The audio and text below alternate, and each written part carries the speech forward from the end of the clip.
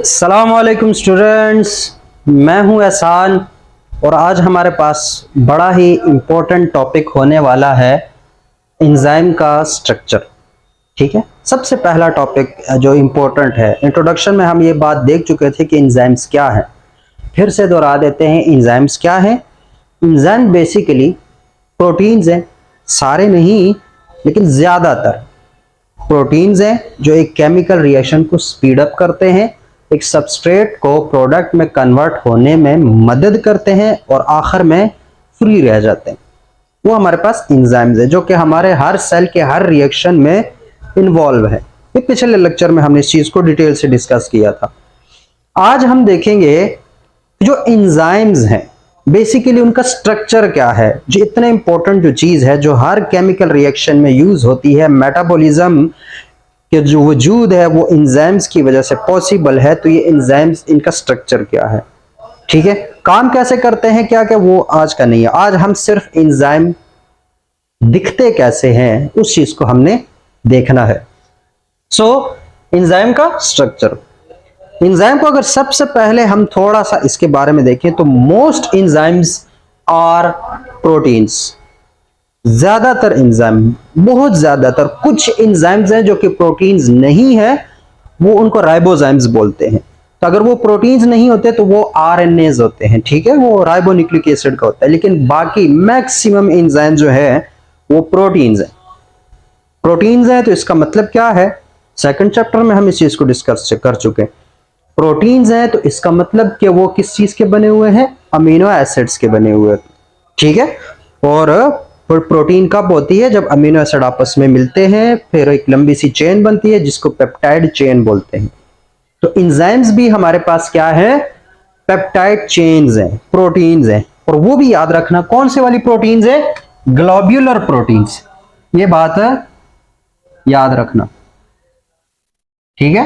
Proteins दो तरह की होती हैं शेप के एतबार से, एक फिब्रस प्रोटीन्स जिसको मतलब जो दागों की शक्ल में होते हैं, और एक ग्लोब्यूलर प्रोटीन जो कि गोलू गोलू से होते हैं, ठीक है, गोल मटोल से। गोल मटोल मुकम्मल नहीं लेकिन जो थोड़ा गोल से हो, वो ग्लोब्यूलर प्रोटीन्स होते हैं, ठीक है। और ग्लोब्यूलर प्रोटीन ज्यादातर फंक्शनल प्रोटीन्स होते हैं, मतलब ये कोई काम करते हैं।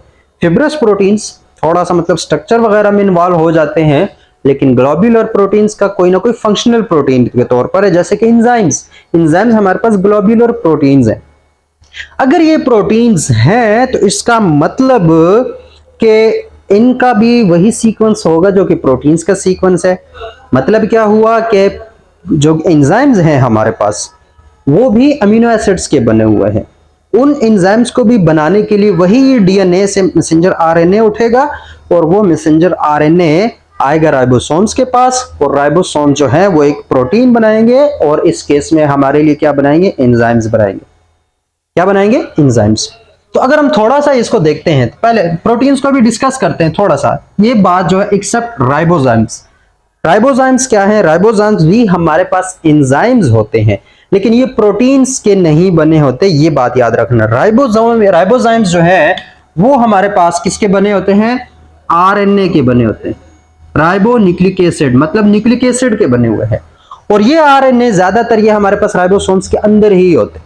इस तरह के जो एंजाइम्स हैं वो राइबोसोम्स के अंदर ही होते हैं।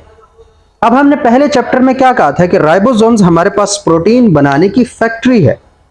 क्या है हमारे पास, प्रोटीन बनाने की फैक्ट्री है। तो इट्स मीन कि एंजाइम्स भी, अगर ये क्वेश्चन आ जाए कि एंजाइम्स कहां तैयार होते हैं, कौन, मतलब हमारे सेल की कौन सी जो स्ट्रक्चर है वो एंजाइम्स बनाती है, तो वो राइबोसोम्स हैं। अब अगर हम वहां पे गौर से देखते हैं तो देखो राइबोसोम में बेसिकली क्या है कि दो अमीनो एसिड्स थे वो आपस में मिल रहे थे, ऐसे मतलब कई सारे अमीनो एसिड जो हैं वो आपस में एक चेन की फॉर्म में मिल रहे थे, ऐसा ही है।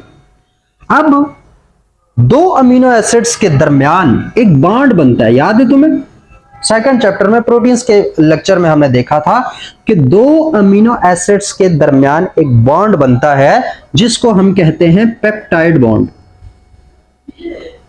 क्या कहते हैं, पेप्टाइड बॉन्ड। एंजाइम्स के अंदर भी लाजमी बात है पेप्टाइड बॉन्ड होगा, क्योंकि ये भी जो प्रोटीन्स है वो तो फिर मतलब मोस्टली प्रोटीन्स हैं, तो फिर इसके अंदर भी पेप्टाइड बॉन्ड होगा। तो ये जो पेप्टाइड बॉन्ड है अब ये भी खुद ब खुद नहीं बनता, इस पेप्टाइड बॉन्ड को बनाने के लिए, इन दो अमीनो एसिड्स को आपस में जोड़ने के लिए भी एक एंजाइम की जरूरत होती है। किसकी जरूरत होती है? एंजाइम की जरूरत होती है। तो ये जो पेप्टाइड बॉन्ड बन रहा था, इस पेप्टाइड बॉन्ड के लिए एक एंजाइम था पेप्टिडाइल ट्रांसफरेज। क्या था? Peptidyl transferase. तो अब वो एंजाइम हमारे पास दो अमीनो एसिड्स के दरमियान क्या बना रहा था? पेप्टाइड बॉन्ड बना रहा था। और ये पेप्टिडाइल ट्रांसफरेज एग्जांपल है राइबोजाइम की। किसकी एग्जांपल है? राइबोजाइम की। कि जो पेप्टिडाइल ट्रांसफरेज एंजाइम है वो बेसिकली आरएनए का बना होता है, ना के प्रोटीन्स का। तो ये सिर्फ इसके एक्सेप्शन के लिए बताना था कि अमीनो एसिड देखो, राइबोसोम्स जो हैं वो प्रोटीन्स बना रहे हैं। क्या बना रहे हैं? प्रोटीन्स बना रहे हैं। तो राइबोसोम्स के अंदर भी कुछ एंजाइम्स होते हैं जिसको राइबोसोम्स बोलते हैं, और वो आरएनए के बने हैं। उनमें से एक एग्जांपल हमारे पास पेप्टिडाइल ट्रांसफरेज एंजाइम की है, और ये एंजाइम हमारे पास दो अमीनो एसिड्स को आपस में जोड़ता है, उनके दरमियान पेप्टाइड बॉन्ड क्रिएट करता है। कौन सा वाला एंजाइम? Peptidyl transferase. और पेप्टिडाइल ट्रांसफरेज किसके एग्जांपल है? राइबोसोम्स की। ठीक है, ऐसे एंजाइम्स जो कि आरएनए के बने होंगे, उसमें एग्जांपल ये अपने लिए कहीं ना कहीं एमसीक्यू में आ जाते हैं, तो ये चीज जहन में रखो।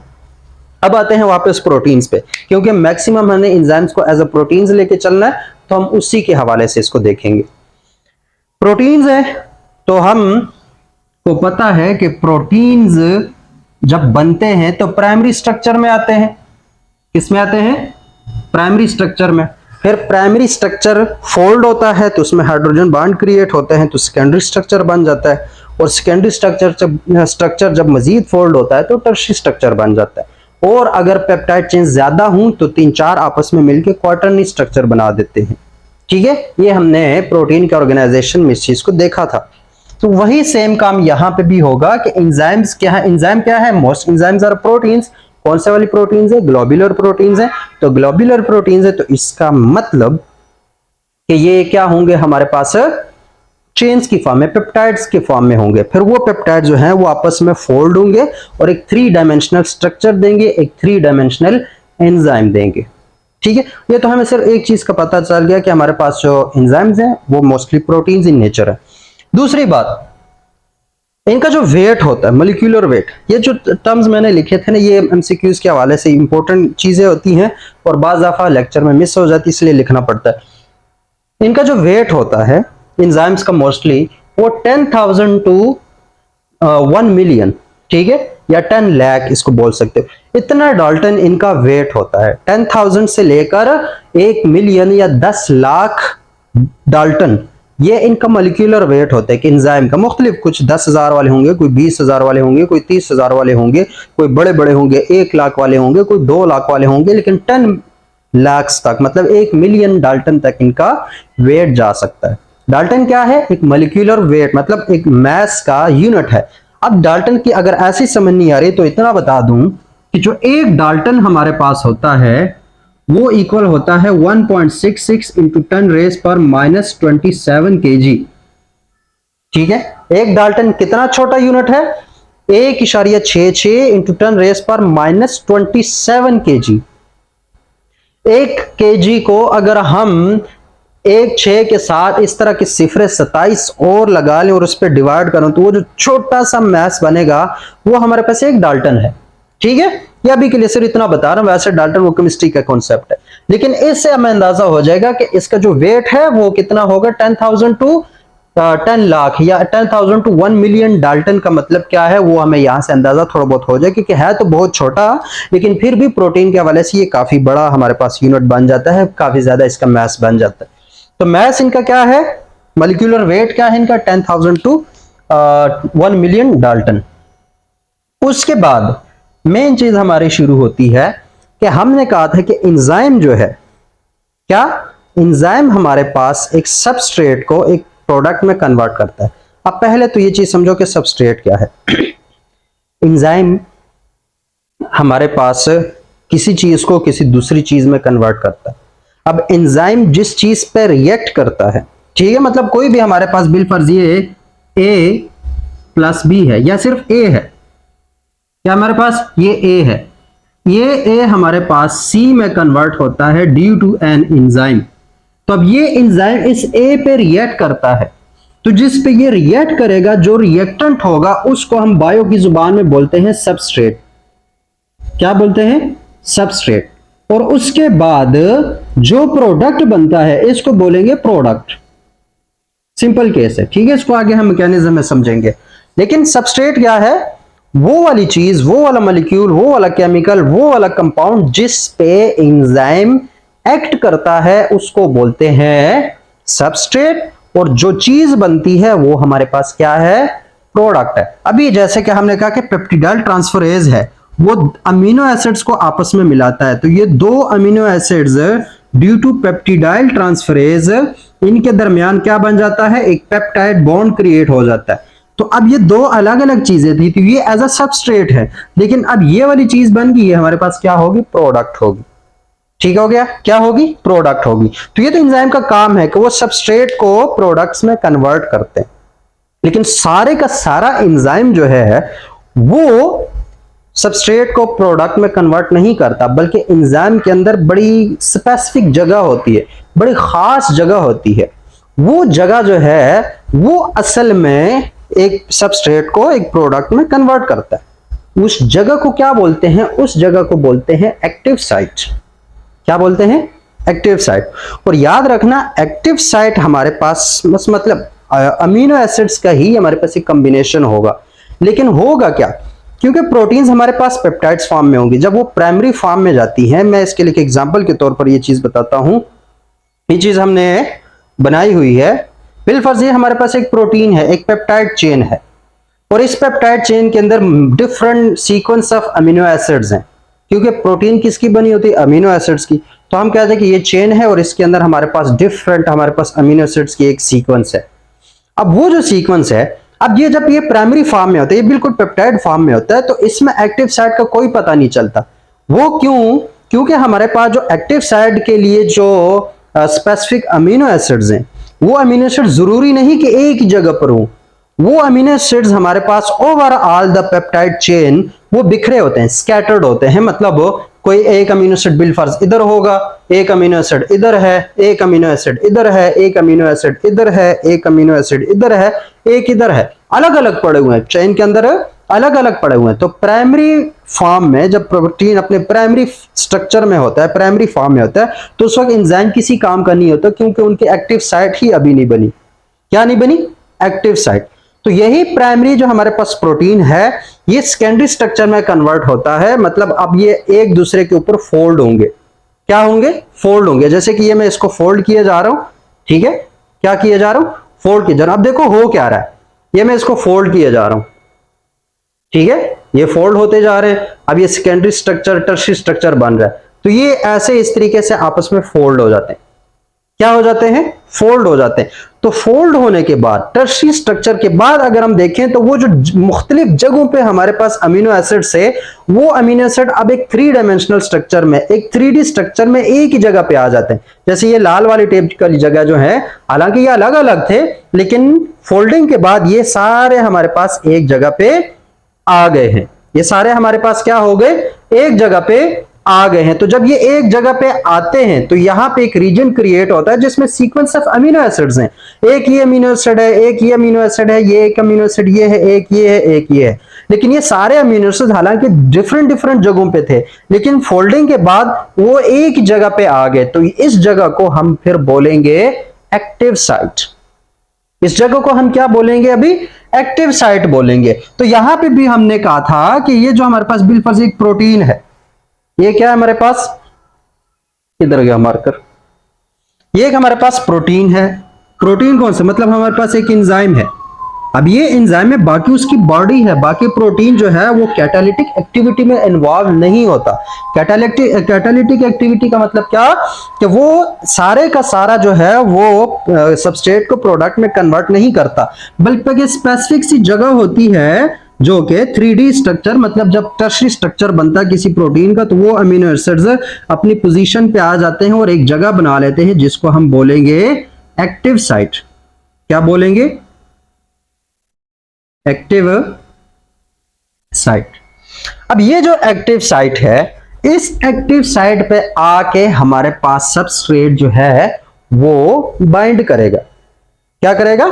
सबस्ट्रेट उस एक्टिव साइट के ऊपर आके बाइंड करेगा। जैसे ये हमारे पास एक्टिव साइट बन गई, तो अब ये जो सबस्ट्रेट है वो आके यहां पे बाइंड करेगा।